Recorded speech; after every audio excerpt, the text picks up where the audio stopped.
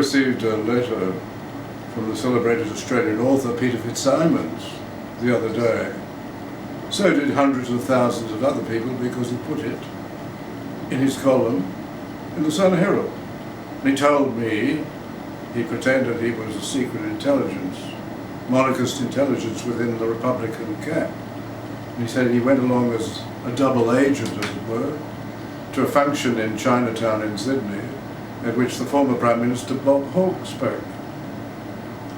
And Bob Hawke said the principal barrier to Australia becoming a politician's republic, as we like to call it, the principal barrier was the deep respect most Australians have for the Queen.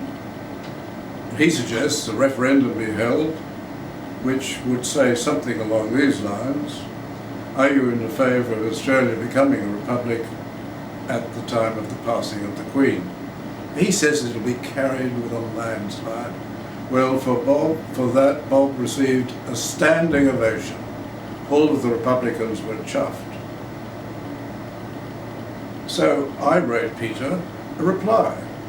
I couldn't put it in the press because I don't have a column in the Sun Herald. I sent him a reply anyway, and it's on our site. And I said, "Dear Peter, thank you very much for your secret intelligence about the Republican movement." I told him that the last time I was near Chinatown for the ACM, I was at a debate at the Trades Hall, at the Labour Council of New South Wales, where I was once a delegate. And I said that at the end of the debate, which was against Senator Thistlethwaite and the head of the ARM, at the end of the debate, a Chinese lady in the audience sidled up to me and she whispered. She said, "I fled here from a republic and I'd never want to live under a republic again." And then I said to Peter FitzSimons, it's a good thing that former Prime Ministers are helping the Republican movement, because on the last occasion during the referendum, Gough Whitlam and Malcolm Fraser came together and they made a television advertisement. It was called "It's Time," and they agreed. They both said, it's time for Australia to become a republic. Well, we found out that as a result of that referendum, a lot of people who were going to vote yes decided that it was so suspect they'd better vote no. So thanks to former Prime Ministers for helping us. And I remembered a function in Canberra where the Queen was present.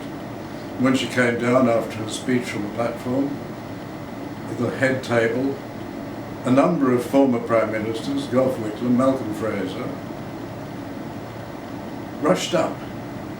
They rushed up to fawn on her, as did Bob Hawke, as did the then leader of the opposition, Kim Beazley.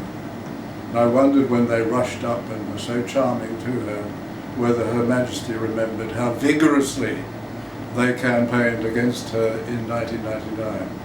So Peter FitzSimons, great Australian author and journalist and talkback commentator, thanks for that intelligence, and keep the former Prime Ministers fighting on for a politician's republic, because they're really working for us.